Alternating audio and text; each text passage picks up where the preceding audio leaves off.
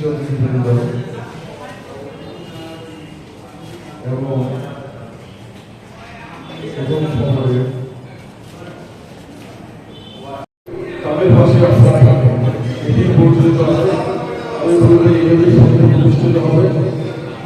খবর রংপুরে এগিয়ে যায়, পাশাপাশি বিভাগ জেলায় ছড়িয়ে পড়বে এবং আমরা সবাই সুস্থ থাকি, দেশ নির্মাণে আমরা এগিয়ে আসি।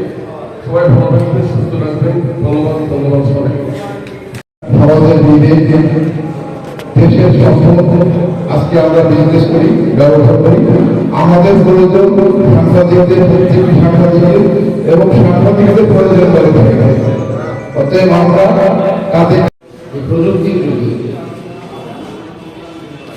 আগের মতো সেই সাংবাদিকতা করার সুযোগ একদমই নাই।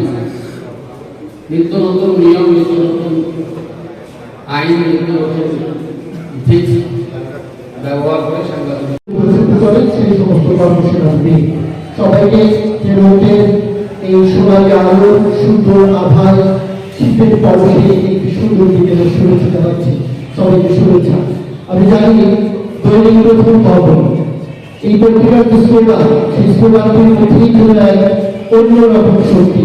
কথা বলে কাজে যে মানুষগুলো আসলে শুধু কথা বলে না, লিখনের মধ্য দিয়ে এই অঞ্চলের নিপীড়িত মানুষের না পাওয়ার যন্ত্রণা 14 বছরের পড়াশোনা শৈশব সেই বৃত্ত সম্পত্তি আপনাদের দিয়ে থাকে।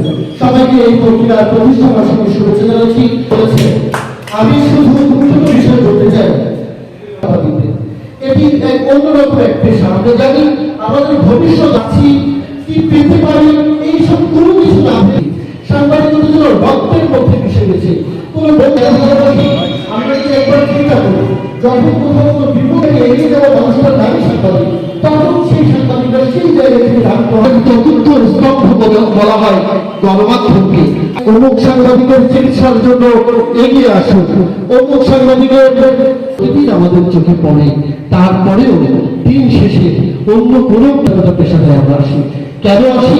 আমরা ধরতে চাই আমরা সংকটময় মানুষের শক্তি হয়ে সংবাদ সাংবাদিকতা আরো অনেক দূর এগিয়ে যায়।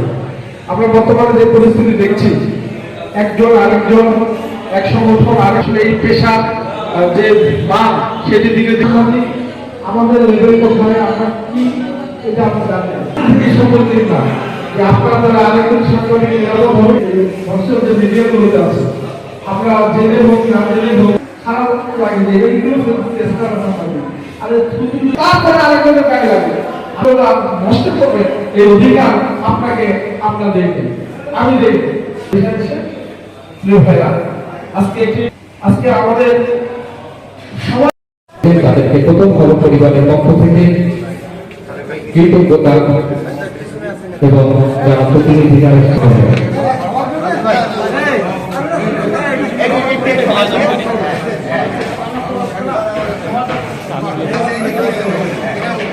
বিশেষ অতিথি মহোদয় আমরা অংশগ্রহণ করবেন।